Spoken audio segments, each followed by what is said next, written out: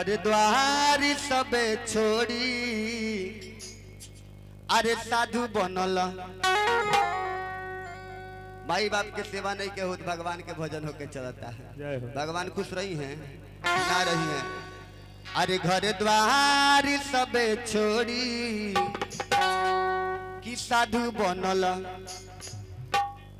एक समय के बाद कहते नहीं कि गांव के नाम तो ना बता, बड़ा शिकायत हुई। एक जगह यही पूर्वी चंपारण में बैठे रहने से जाके मठे पर बैठ गए सब प्रोग्राम करे। हाँ प्रोग्राम करे मठ पर बैठ गए सर। वहाँ साधु लोग के जमंती रहे आ कहाँ से माता हमारा मुंह में लिया दिली है भजन वही भजन में हम गा दिली। दूगो साधु बाबा लोग जब माई बाबू के सेवा ना कैले रहे उठ गए फुरुक फुरुक करके। वो कहते हैं का गाना गावो तारा गावे गावे के लूट नहीं का। बाप रे बाप बाबा लोग शिकायत हो गल का दू ना। हम कहनी ये बाबा रहुआ के नहीं कहल जात। वो माई के गर्भ से वो माई के पेट से जे भी भक्त जन्म ले लेबा वो सब भक्त के कहल जाता। माई बाप के सेवा नहीं के होत। माई बाप के जिंदगी में एगो टूटही तरही नहीं के दिया बैठेला, एक लोटा पानी नहीं के दिया पिएला। आ मर गईला के बाद में बाप रे मोहपात्र पंडित जी के सुधवा पंडित जी के तरह तरह के चीज दान होता है। दोनों गोड़ा हमने में बनी सो। हाँ कहते रहे बबुआ की दूगो शीशो फुलवरिया में क्या कर दूगो शीशुआ कट वाला दूगो पलंग बनवा दिया। एगो हिनुआ पंडित जी के हिनुआ ना कम सुधवा पंडित जी के एगो मोहपात्र पंडित जी के। इहो पंडित जी खुश रही वो पंडित जी खुश रही दोनों राधा कृष्ण पंडित जी। हाँ अरे घर द्वार सबे छोड़ी कि साधु बनल। भगवानी भजनिया अरे का करब माही बाबू के सेवा ना कइल। माही बाबू के सेवा ना कइल। पूरा तीर्थ नहा के का करब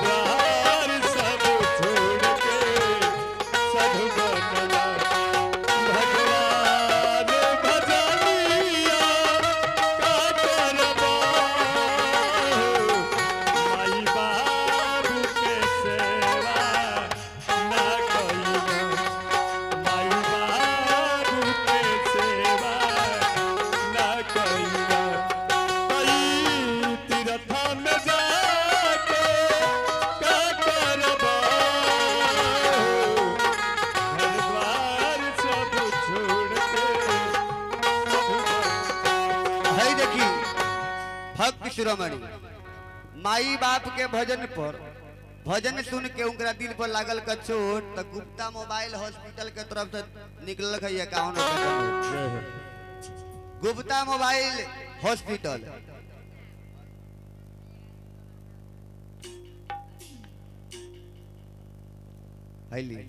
आई भक्त शिरोमणि मंगल महतो जी के तरफ से उहों के साधुए बाबा नुबानी चली भजन सेट वहां का ना कोई लखो। श्री श्री 108 श्री मंगल दास जी महाराज वहां के तरफ से 11 रुपए के दानी हनुमान जी के दरबार में आई भक्त शिरोमणि वैद्यनाथ शाह जी सतवरिया निवासी वहां की तरफ से 11 रुपए के दानी हनुमान जी के दरबार में आई ले। अब बड़ा सुंदर बात कहनी ए विश्वनाथ भैया ऐसे हो कि चांद के मजा चकोर से पूछो। चकोर से पूछो चांद के मजा चकोर से पूछो। अरे सावन के मजा मोर से पूछो। अगर पूछो ही के बात अनहरिया के मजा रात के चोर से पूछो। चोर से पूछो वह बताइए अनहरिया के मजा। लेकिन माई बाप के सिवा नहीं के हो जिंदगी में एगो टूटही तराई नहीं के दिया। मुआला के बाद में तरह तरह के पंडित जी के दान हो जाता है। क्या वो पंडित जी खुश रही है ना रही है। कैसे भजन में बतावल गई। जिंदगी में मारा हो जिंदगी में देला नहीं टूटही तराई। मुअल्ला पर बाट दिहला तो सकदा जाई हो।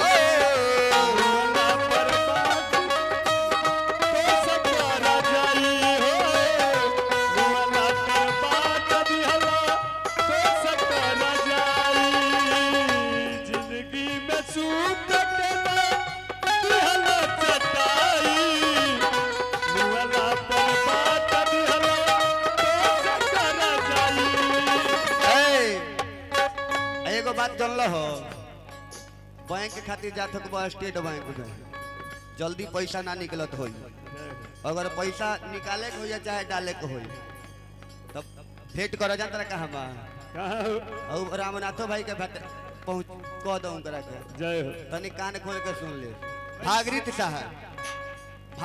शाह सुगहा भवानीपुर निवासी बैंक मैनेजर साहब के तरफ से 51 रुपए के दान हनुमान जी के दरबार में आई। हनुमान जी से प्रार्थना करे कि सालों साल वहाँ के बैंक चलत रहो चलते रहो। हाँ। अब बड़ा सुंदर बात कहनी कैसे कि मेरी अर्थी सजी तो लाश पे घनश्याम लिख देना मेरी अर्थी सजी तो लाश पे घनश्याम लिख देना कफन के कोने कोने पर हरि का नाम लिख देना मेरी भुजा पर श्री राम लिख देना और मेरी छाती पर अंजनी का लाल हनुमान लिख देना प्रेम से बोली साची दरबार की दान देने वाले भक्त की उनकी माता पिता की जय जय श्री सीताराम। जिंदगी में दिला नहीं टूट ही तड़ाई मुहल्ला पर बाट दिहल तो सकर जाई हो मुहल्ला पर बाट दिहल तो सकर जाई हो मुहल्ला पर बाट दिहल तो सकर जाई हो। एक जगह का भइल की सारा दर्शक लोग यही बैठे रहे हम यह बात करी कि तने दोनों हाथ उठा के अपना बाबूजी माई के नाम पर 2 बेर जयकार बोल दी। एक आदमी कहता है बीच सभा में जयकार बोला से कथी हो जाके घरे माई बाबू के सेवा कर हम कहीं बताओ ना लाए के बेटा के भर सभा में माई बाप के नाम पर जयकार नहीं खेल तू बेटा घरे माई बाप के सेवा करत होई ना करत होई तो रउआ लगन से आग्रह बा अनुरोध बाकी दोनों हाथ उठा के कम से कम 2 बेर माई बाप के नाम पर जयकार। हाँ माई बाप के भक्त होई लोग तो हो ना तो मेहरारू को प्रेम से बोली अपनी माता पिता की अपनी माता पिता की उदा करेला तू ज्यादा मेहरारू से प्यार कर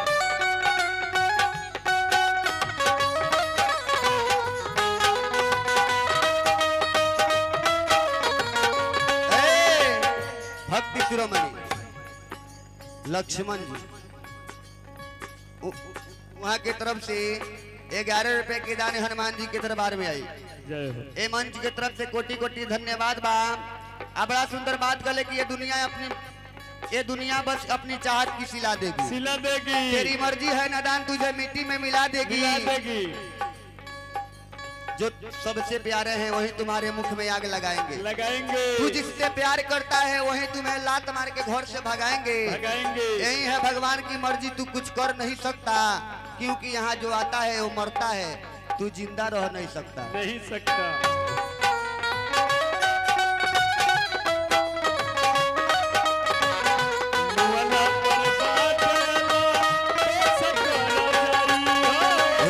जिंदगी में दला नहीं टूट ही तड़ाई मुहल्ला पर बाट दिहल तो सकर जाई हो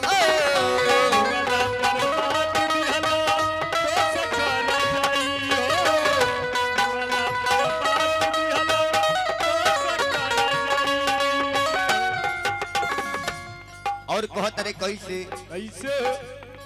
हई महाई के नया पा ना सकल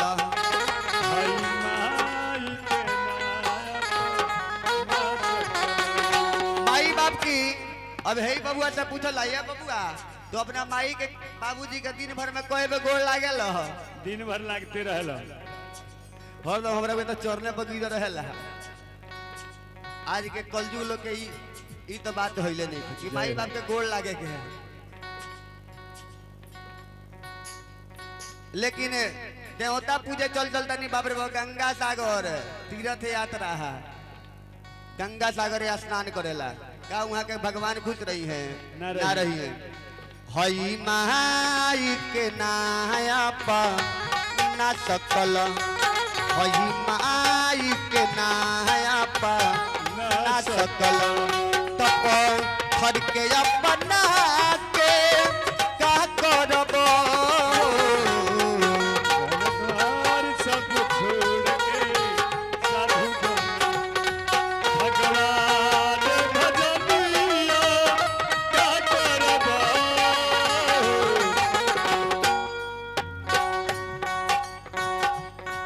दिल ऐ, में ऐ। तुझे कर लूंगी मैं बंद आंखें पूजा करूंगी तेरी होके रहूंगी तेरे पूजा करूंगी तेरे होके रहूंगी हरिद्वार सब छोड़ के साधु बनला भगवान भजनिया का करबा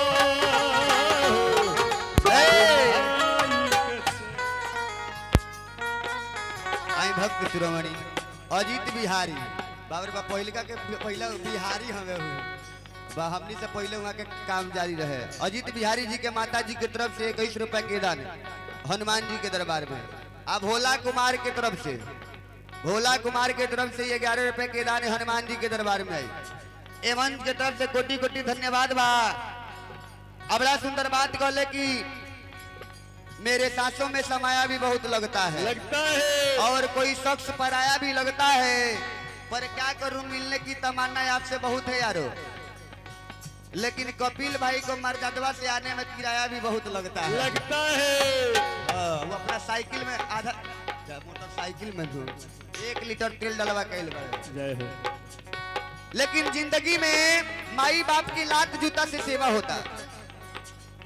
आ मर गईला के बाद मर जाता माई बाबू तो बाप रे वही मेरा सट्टा होके लगा था पच पोखरिया के नाच के बेलवा के नाच के ये हमार बाबूजी माई मरल बा लोग श्राद्ध में एगो नाच नाचवा दा दुआर पर। बाप रे बाप एरिया जवानू जानी हां जिंदगी में भले दुआर पर तनो विश्वनाथ भईवा से ना गवइले होइए कोई। जय हो आ मर गईला के बाद बाप रे बाप पच पोखरिया के नाच नाची का उपज पोखरिया के नाच वाला खुश रही लो। बाबूजी खुशी हो जाई है ना होइए कुछ कबो कवि जी कहनी कैसे ऐसे हो जिंदगी में मारो तारा लात जूता चैली मुंगला पर कहेला कि काम करे में फैली हो लात जूता चहली मुआला पर कहला जे काम करब फैली हो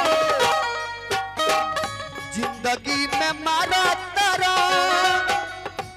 लात जूता चैली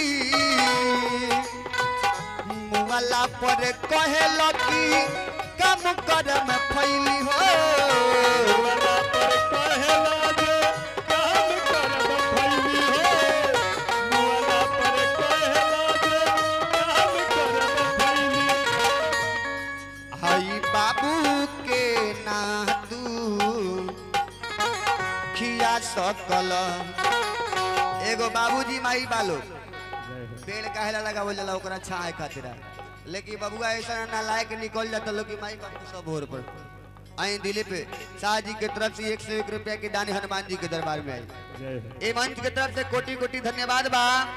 अब बड़ा सुंदर बात कहनी कि हित मुदई समय पर चिन्हबे करी, चिन्हबे करी हित मुदई समय पर चिन्हबे करी, तोहरा पैसा से तोहरे के लड़ेबे करी, बाद में कुछ होके चाहे ना होके, लेकिन ये दिलीप जी अपन दाव तोहरा पर लगेबे करी। जय हो जितना लग जाए उतना लगाई, लेकिन एगो माई बाप के नहीं के खिया सकल जा आ दुनिया लुटावल जाता। बाप रे बाप ऑर्केस्ट्रा नाच में इतना लुटा देवल जाता कि ओकर कोनो जवाब नहीं है। माई बाप 10 दिन बैठ के घरे खाई, जितना पैसा लुटा देवल जाता। एक जगह का बोल कि रात भर लुटैले खूब पैसा लुटैले, सवेरे जब नाशा टूटे तो कहते कि हाय जाता 10-12 हजार हम दिए दिन हमनी कपार फोड़ लल दवाल में। पहले ना सोचल ह जिंदगी में मारा तारा लत जूता चैली मुंगला पर कहेला कि काम करे में फैली हो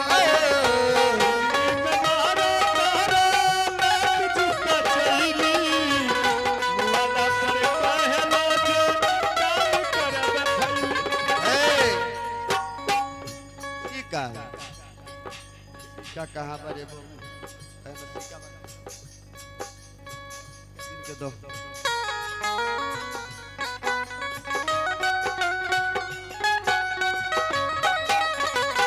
मोहल्ला पर कहला के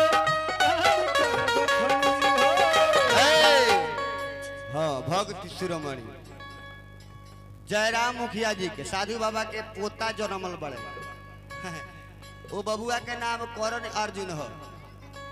हाँ, एगो के खुदरा तनी दे दीजिए। हमरा बुझा तो छठियारवा पचिए तू जाई गाज है। हाँ, लेकिन हमरा बुझा तक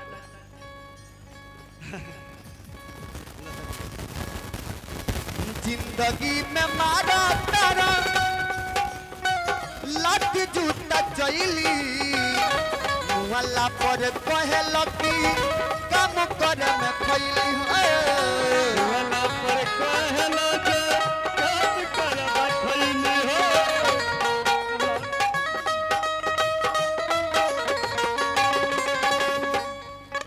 हई बाबू के ना तू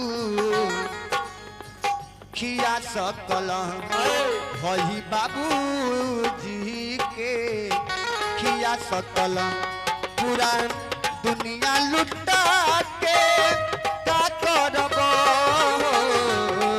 घर द्वार सब छोड़ी के साधु बनल भगवान भगनिया का करबा ए रुको सवेरे से तो ना लौकल खलो लेकिन अब के आइल बालो संदीप के मामा के तरफ से। हाँ, तो भाई बोलल ओलल ना जाई संदीप जी के मामा जी के तरफ से। बाद में कुछ गरियाल हमसे दू चार गो भले होई तो ना अभी ना कुछ कॉल ले संदीप जी के मामा जी के तरफ से।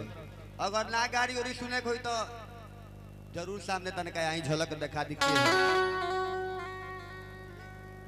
आई भक्त शिरोमणि विवेक कुमार की तरफ से 11 रुपए की दान हनुमान जी के दरबार में आई।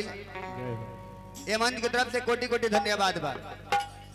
आ जिंदगी में जब मर गईला के बाद में माई बाप के काम होला दूगो। फर्स्टे काम जानता नहीं कौन होला? मर गईला के बाद में पतई में कावरा डाल के ले जाला खरिहान में डाल देहल जाला। काहेला? और ओकरा साथे साथे एक लोटा पानी लेके जाला, एगो गोइठियो लेके जाइल जाला। तोर बाबूजी माई चक्कर बाबूजी माई मरल उहे खाला। जय हो। लेकिन जिंदगी में एक लोटा पानी देला होकबा माई बाप के सेवा कइल होकबा तो हो तबे माई बाप खोइया। जनतर के खाला? जनतर के खाला? बताओ तनी के खाला? पतई में भात धइल तकेला टुकुर टुकुर बाबूजी न खइले उ तो खा जाला कुकुर हो। बाबूजी न खइले उ तो खा जाला कुकुर हो। बाबूजी न खइले उ तो खा जाला कुकुर। आई भक्त शिरोमणि श्री श्री 108 श्री श्री जयराम दास जी के तरफ से 11 रुपए के दान हनुमान जी के दरबार में। आ कहत नहीं कैसे? पतई में भात धइल तकेला टुकुर टुकुर माई न खइली उ तो खा जाला कुकुर हो। माई न खइली उ तो खा जाला कुकुर हो।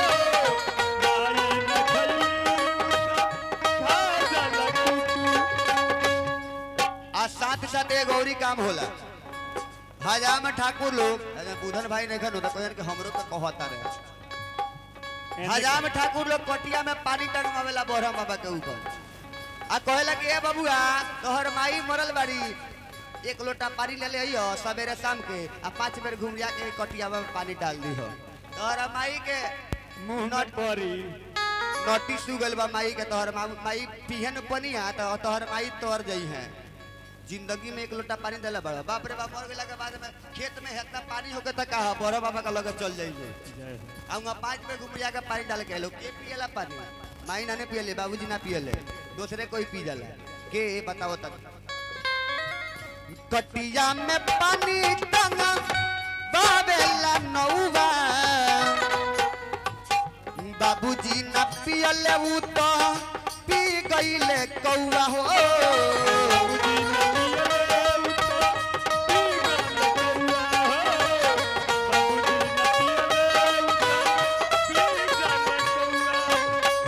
कटिया में पानी टंगा बाबेला नौवा बाबूजी न पियल उ तो पी जल कौआ हो बाबूजी ने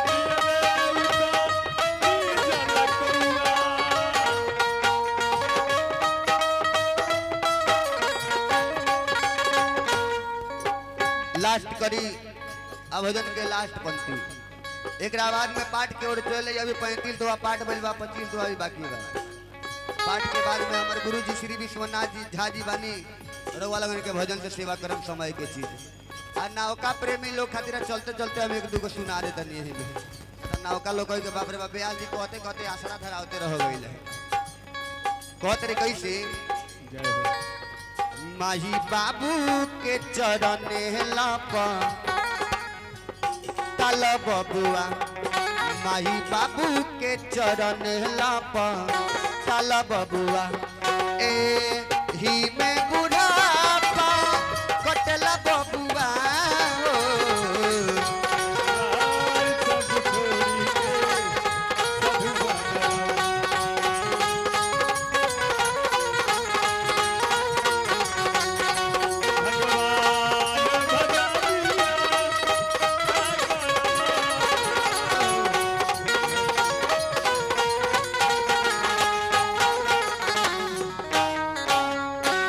प्रेम से बोली आनंद कंद भगवान की जय उमापति महादेव की जय जय जय श्री सीताराम एगो छोटा सा सुनाई तेरे भजन ओकरा बाद में फिर पाठ की ओर चले जाई एगो पत्नी कहत रही उ मैहर वाली मैया से कैसे हो बहुत जल्दी कुवार चढ़े वाला बा नवमी दशहरा चढ़े वाला बा जय हो वो मैहर वाली माई से वो पत्नी कहत रही कि हे मैहर वाली माई भर सावन हमर पति देवघर में प्रसादी बेचले हम जय हो लेकिन उनकरा से वो गरज ना चलल खो भोले बाबा के दया उनकरा ऊपर ना पड़ल खो लेकिन मैहर वाली माई तो हर जरूर दया पड़ी उनकरा जय ऊपर हो और कैसे कहत रही कैसे हो अई भक्त शिरोमणि जयप्रकाश मुखिया मुखिया जी के तरफ से 100 रुपया नेपाली की दान हनुमान जी के दरबार में आयल एमन जी के तरफ से कोटि कोटि धन्यवाद बा अब बड़ा सुंदर बात कहत रहे बबुआ कैसे कैसे हो अरे बन गइल भल अरे बन गइल भल करे लागल कहल बन गइल भल करे लागल कहल मैहर मेला में पियावा बुझत में बड़ा कौन हो जय हो पत्नी कहत रही